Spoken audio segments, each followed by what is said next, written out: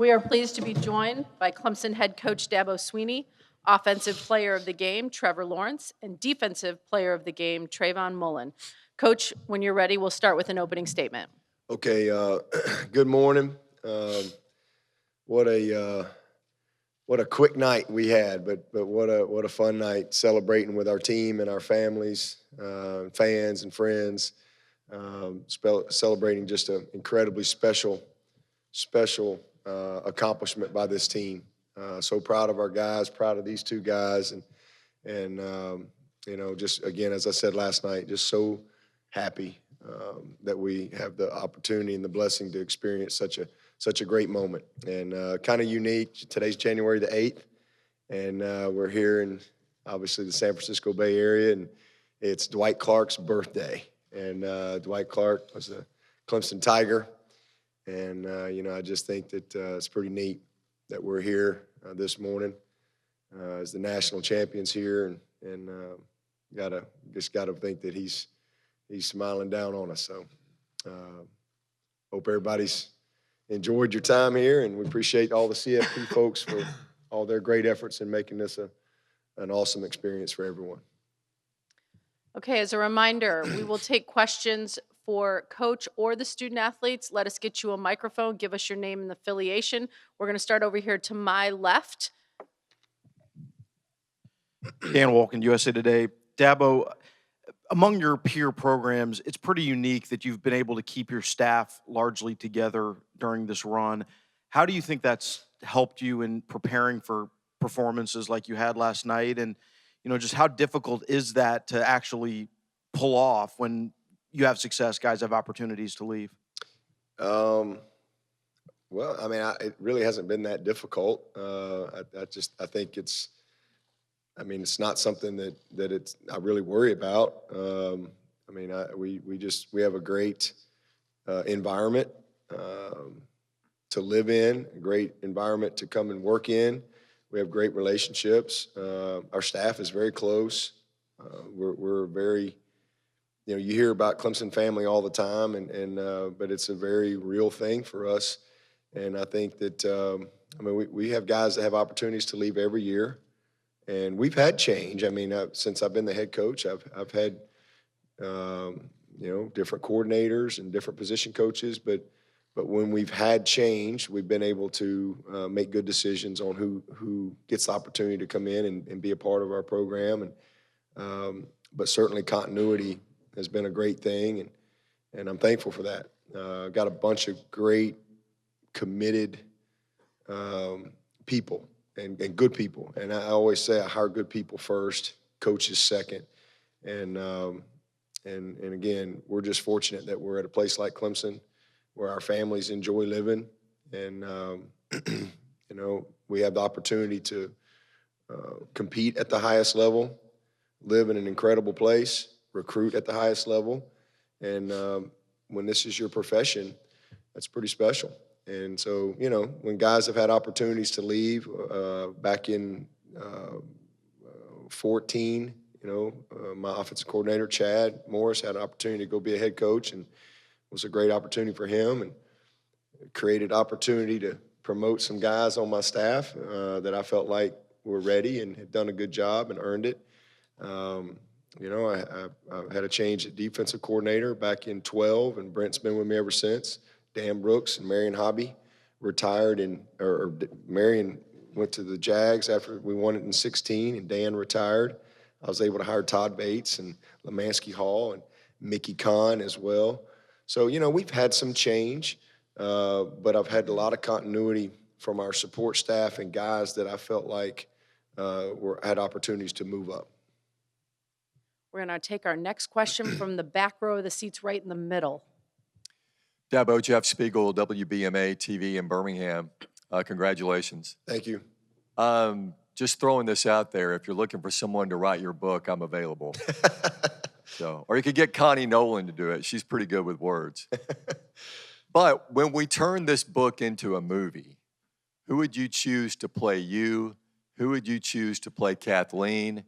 And who would play Trevor and Trayvon? And the players can chime in on this too. Man. Well, I mean, Matthew McConaughey, of course. Have you seen my abs? I mean, that just start right there. Drop the mic.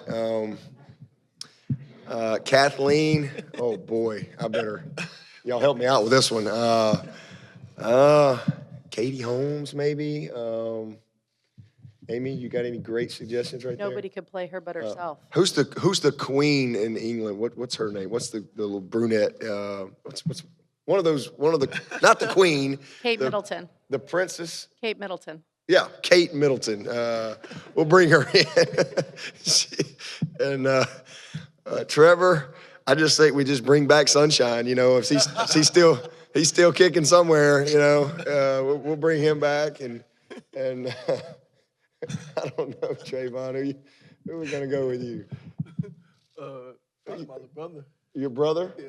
Well, how about we bring Lamar Jackson, which is his first cousin. Lamar's mom and his mom are sisters. So we'll just bring Lamar in to play Trayvon. That'd be great. We're going to take our next question over here, slightly onto the right of the aisle. Hey, this is David Hood with TigerNet.com. Trevor, I was watching you on the field last night. People were trying to interview you and get sound quotes, and you were just watching the fireworks, and it looked like you were just taking it all in. What was going through your mind at that moment as you're just looking up in the sky?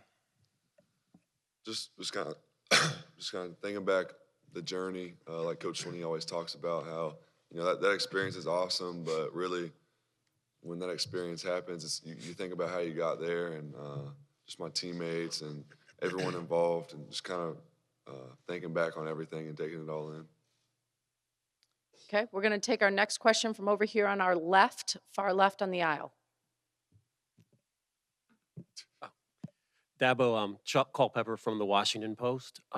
I guess in sports, when you see people who have confidence and there's elite confidence, then there's probably a level of confidence we could call we can beat Alabama by 4 touchdowns confidence. I was wondering, does it take a program years to think of itself that way? What's that path like? Oh, that'd probably be crazy confidence. I don't think that we went into the game thinking we were going to beat Alabama by 4 touchdowns. It just kind of went that way. That it was our night, and we got control of the game. And sometimes when I've been on both sides of it, you know, sometimes when you get momentum rolling, like we were able to get it, and just the energy all channeled in the right direction, it can kind of be insurmountable. And that's what happened last night. I mean, it was just kind of an overwhelming collective effort by our group. But you know, I think first and foremost, you don't make it about Alabama. You know, I think I mean, I've been at Alabama. I spent 13 years there, so I can't tell you. There was a lot of times as a player, I walked off the field and I wasn't sure that we were better than that team, but they thought we were better, and we won a lot of games when we got off the bus. You know, and I think for our program, that's something that's been important to me from day one, is to make it about us. You know, it's not about the opponent, and that's not a disrespect to any opponent. You know, but we try to treat everyone the same. I mean, we don't practice any different for Alabama than we do for Furman, and that's certainly not a disrespect. It's just that's what we do, and that's exactly what Coach Saban in Alabama does too. I can tell you that right now. He focuses on his team, and I think any championship level program, that's the mindset that you have to have, because you know. And that was when I first got the job. That was one of the things I told our guys back in 2009 was, listen, I mean, we've got to lock in on the things that we control. You have to win in your mind first. And, you know, to do that, you have to have a routine that you believe in, and every game's the biggest game. And you play to a winning performance. It shouldn't matter who you play. You know, oh, well, this week we're playing Florida State, so let's really practice hard. Let's meet really with some intention and purpose. And we just don't look at it that way. And so you certainly know that there's sometimes some of these games, the margin for error is much smaller. I told them last night it's going to be a few plays. But we just try to keep it all about Clemson, prepare to a standard, and that's allowed us to have a lot of consistency. Go right here in the middle to our left, fourth row. Dabo, Will Vandervoort, the Clemson Insider. You've been doing this now 11 years on this run you guys are on. Is it fair to say that you guys can call this a dynasty and that you're at a different level now than most of the other teams in college football? No, we're a long way from a dynasty. We're a great program. We're a great program. There's no doubt about that. We're incredibly consistent in every area of our program. I mean, and that's what I'm more proud of than anything is just the consistency.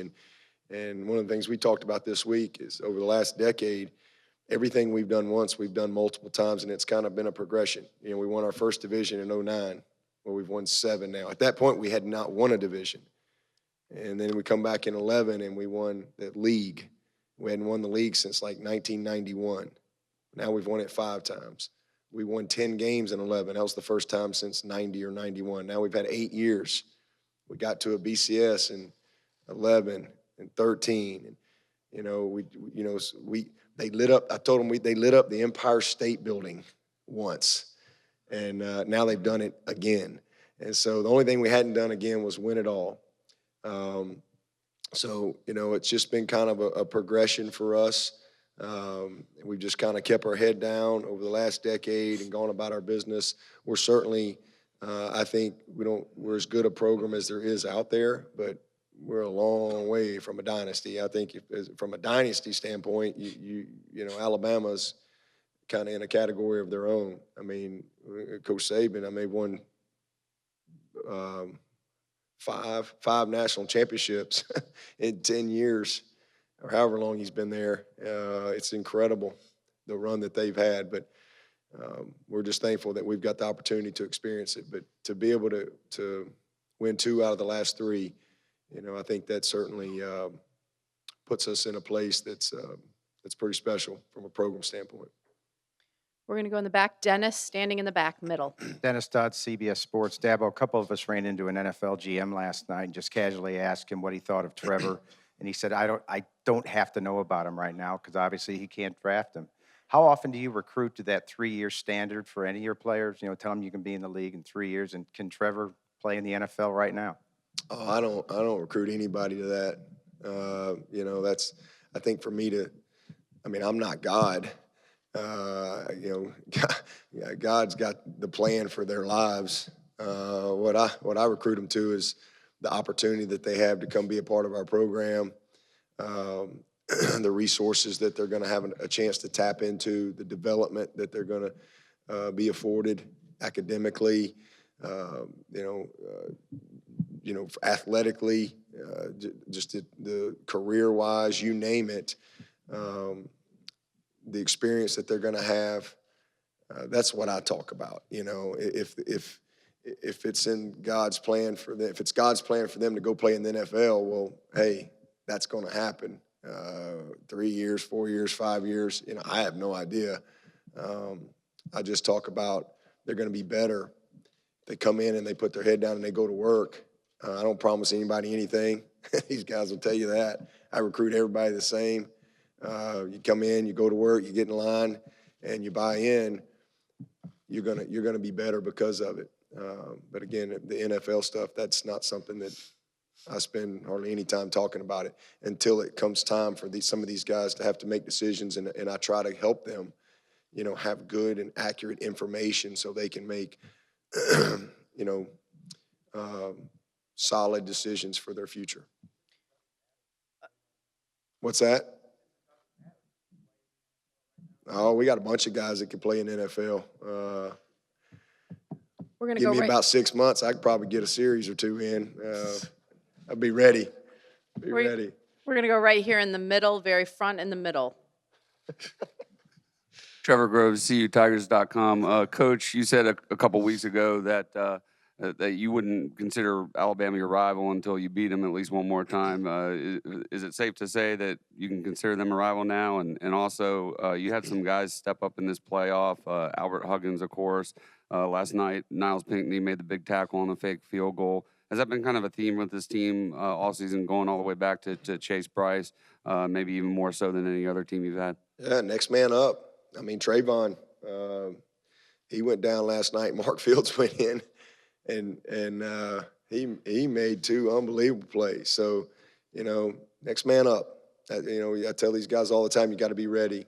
You got to be ready. And as far as a rival with Alabama, I would say they probably, I think it was all kind of nice and sweet, back in 15, and but they're probably off a lot of people's Christmas card list now back home. But it's more like maybe brothers, kind of a sibling rivalry, if you will. Listen, I have so much respect for Alabama. I mean, that's Alabama's home. It will always be a place that I love, and I've got a lot of family. And I look at the same at Clemson. It's home, it's family. So, it's a very healthy rivalry. I think there's a lot of respect. I've got. It's going to take me like 2 weeks to respond to my text messages because it's like a double up game for me. Usually I always get a lot of well wishes before or after games, from all my Clemson family and friends. But then you play Alabama, excuse me, and it's doubled because I got Alabama family and friends, and so it's a lot of fun to compete against the University of Alabama, but. Probably a little bit more now, little brother's kind of grown up a little bit, and we're a little more competitive, and now we kind of won the rubber match, if you will, in the Natties. It's 2-2 overall, and I told Coach Saban last night. He was very gracious after the game, and I just told him, I said, see you next year, because I don't think they're going to go anywhere. They'll be back. We're going to go back standing to our left in the back. Pat Duggins, APR and NPR for Dabo. It's way early to be worrying about the NFL draft, but building on the question from the gentleman from CBS, what are your expectations, if there are any expectations, about what last night's game is going to do for any of your players looking for a job in the pros, and on the flip side of that coin for Alabama? Yeah, well, I think that certainly is going to enhance a lot of those guys' opportunities because – you're playing against the best. There's tons of guys on that field that are NFL players and talent, and so it gives all those scouts and folks the opportunity to get another level of evaluation and to see how a lot of our guys performed. Certainly see Christian Wilkins and some of these seniors, even a guy like Mark Fields, who hasn't had quite as much opportunity, but he's going to test well, and to see him go in there and play the tight coverage that he played, it's a great opportunity, another level of evaluation for all of them. And but at the end of the day, one game, I don't think will make you or break you. It's really your whole body of work. So I think we've got a lot of guys that will get a bunch of opportunity. I got hopefully a couple more guys that the Senior Bowl may invite. We kind of fight to get some of our guys in there every year that I think should be in there, but hopefully they'll reach out and give a couple more of my guys a chance to get in there after they performed against those guys last night the way they did. Well, I think that speaks for itself. Those guys, they crank them out every year, draft picks. So it's just kind of another year for them, for sure. I got a bunch of NFL players on that roster, and that's kind of the way it's been since Coach Saban's been there. Let's make sure I keep the mic here. We're going to go slightly to the right, Heather. Heather Dinich with ESPN.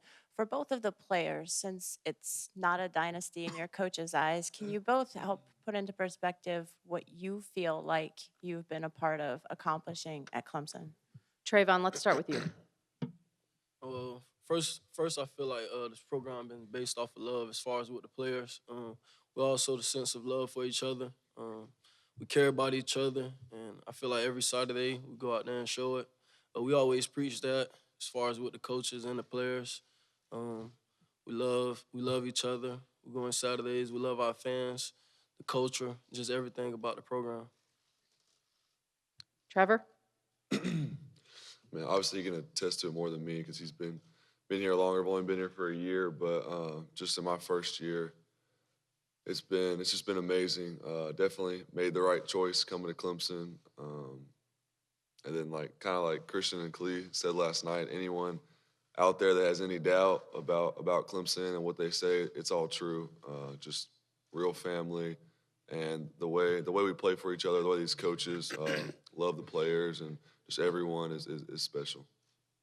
We're going to come over here slightly to our left in the middle. Ross Dellinger, Sports Illustrated.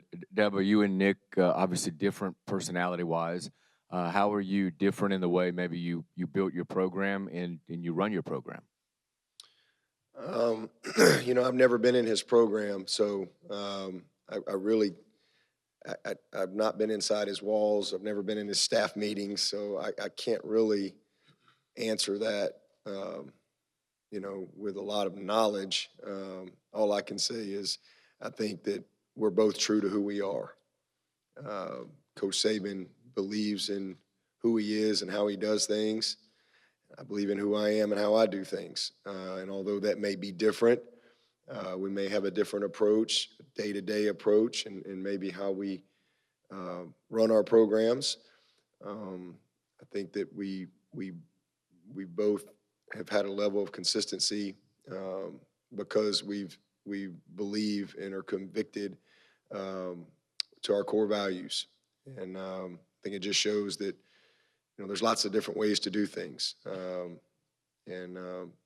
For us, we're very detailed. I would say that there's some similarities to our programs. We're both I know we're detailed. I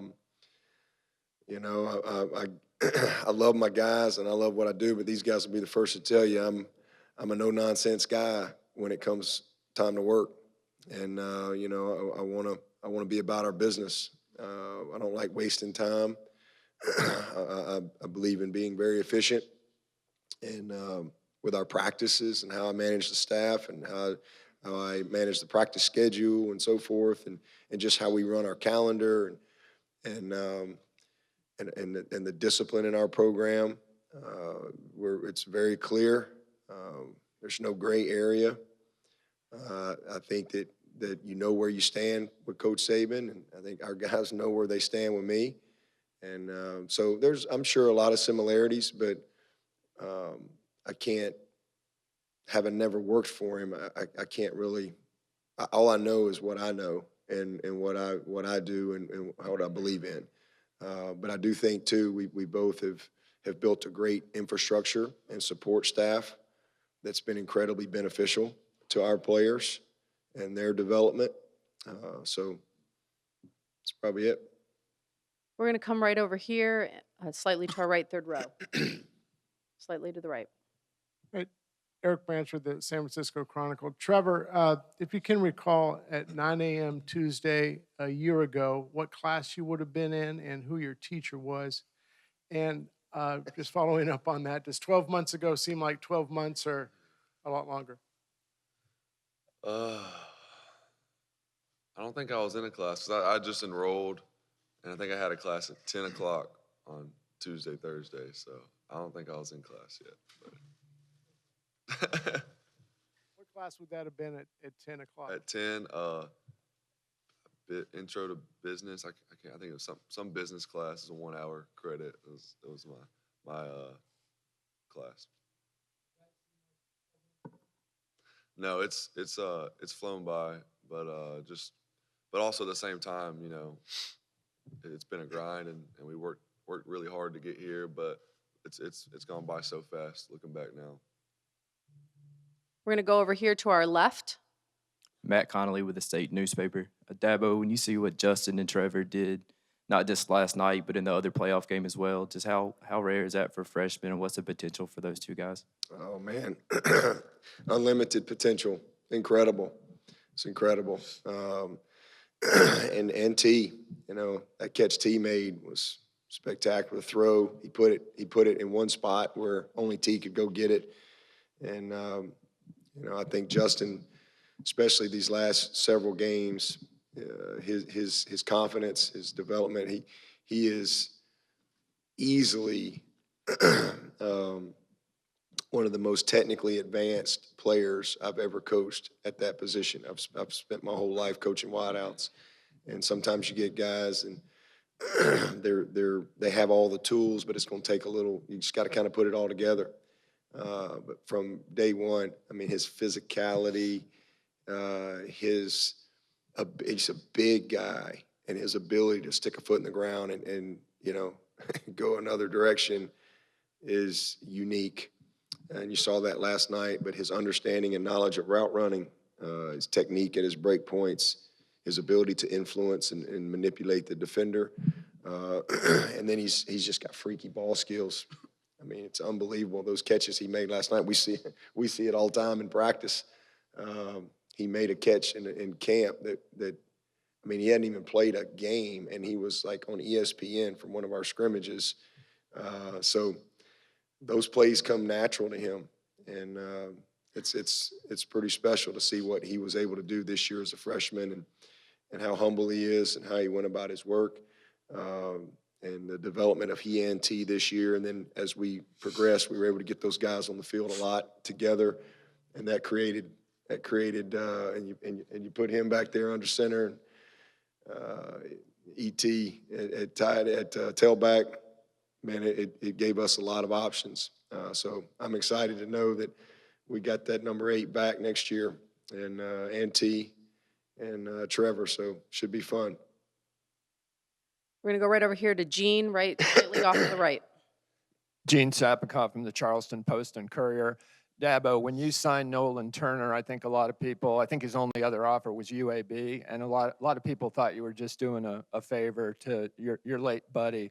He played a heck of a lot last night and played really well. What can you say about his journey? Yeah, we get a lot of that. There's a lot of people think we just do favors. People create their own stories. It's, that's why when you can't pay attention to that stuff, man. That's another reason we've been successful is we do things that we believe in. And we don't sign players that we don't feel like bring great value to our program. And, we would not have signed Nolan Turner, after that first year. It's just that, again, that divine intervention, call it. I mean, we weren't recruiting really hardly any DBs. And we had 4 guys leave early after that first national championship game, 4 DBs, TJ Green, J-Ron, McKenzie, Travis Blanks. And so now we got to go out and we got to find some DBs. And we were fortunate to get Trayvon. And then I flew down to see him and meet with his mom, and he came in, and I went out to Kansas and got Isaiah Simmons, Kayvon Wallace, and I went back and looked because I had offered Nolan an opportunity to walk on because, again, I knew I wasn't going to have a scholarship. And when I started looking at all the tape, and I went back and I looked at Nolan's tape, and I'm like, what am I missing here? I mean, this guy can play. So I called Buddy Anderson, who's the head coach at Vestavia and has been the head coach there for, 50 years. And he's coached 1 million players that have gone on to play college ball. And I just wanted to talk. I said, I just want your honest opinion. What's your thoughts on Nolan? And it was almost like I popped the balloon right there, and it was almost like relief for Coach Anderson. He talked about how frustrated he was. He said, this guy is as good a player as I've ever had come through here. He said, I can't get anybody to recruit him. Alabama had offered him a preferred walk-on spot as well. And I said, that's all I need to hear. That's it. And so I took the tape down and I pulled it up for Brent to look at. I wanted to see what he didn't tell him anything about him. He didn't know anything about him. I said, I just want you to watch this kid. And we watched him, and Brent, he gets fired up. He's like, man, this guy can play. He's a baller. Who is he? Where is he? I said, all right, good. That's all I need to know. And the rest is history, So it was so, and again, that just, God worked that out. That's just how things work. And so I was able to call KT and Raymond, KT's dad, and that's one of the most special moments ever for me, to be able to tell KT that I was going to fly in town the next day, and not to tell Nolan.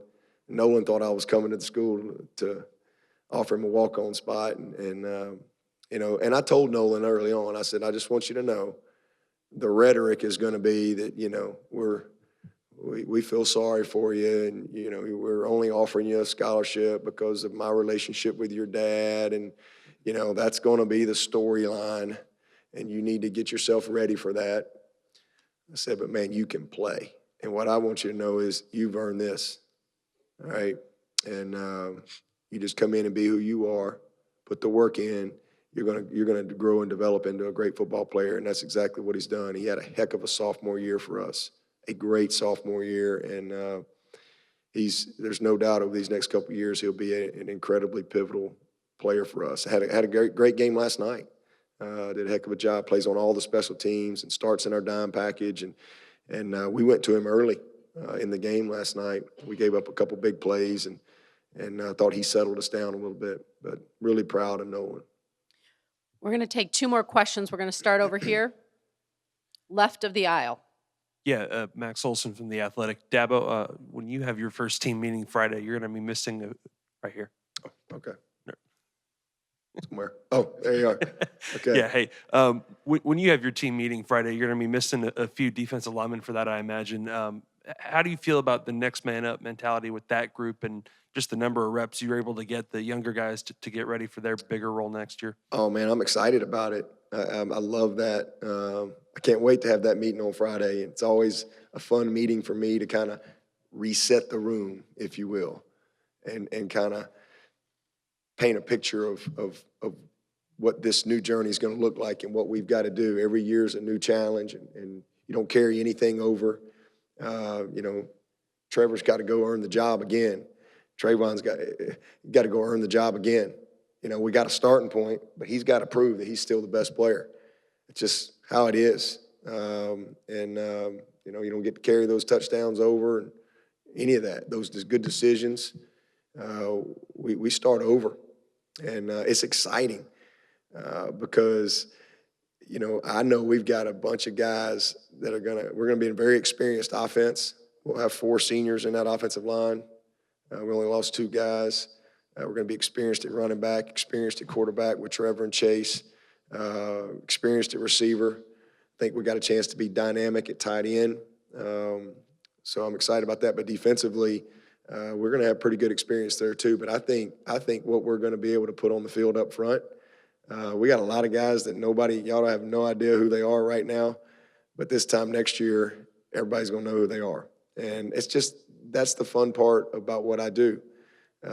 We get to start over every year and plug guys in and let them go play. So it's exciting to know that Xavier Thomas has got a chance to be an every down player, and KJ Henry and Maskell. And we got, I think, 5 mid-years that just moved into Clemson yesterday that will be in that meeting. So it's going to be an exciting spring, a lot of fun to pull it all together and get that group ready to go next year. Last question right down here in the second row, right here to my right. Cecil there. I see you, Cecil. I see you. Eric Boynton with the Spartanburg Herald-Journal. This is for Trevor. Trevor, when did you first get a real good look at just how good those last 2 Justin Ross catches were? Were you able to sneak a peek at the Jumbotron, or was it until after the game when you saw the highlights? And then also, what is it like confidence-wise to throw to a guy with that kind of catch radius where you just have to kind of get it in the area code and know he's going to have a shot? I mean, I saw it firsthand. I threw the ball. I watched him reach over the guy, grab it. Then the other one on the sideline, holding his arm down, bobbles it with one hand, catches it, gets hit, going out of bounds. I mean, I saw him when I threw him, but no, watching ESPN last night after the game and saw the replays probably 5 or 6 times. And it's just he's an amazing player, and like Coach Swinney was talking about, we got a lot of guys that do stuff like that, but obviously he's special, and it was awesome. I didn't know this until coming over here, but they told me that I'm not on Twitter and that stuff, but Jerry Rice evidently tweeted out, shout out to Justin Ross. That's pretty cool, right there. So you catch Jerry Rice's attention. I think that's pretty neat for a young guy.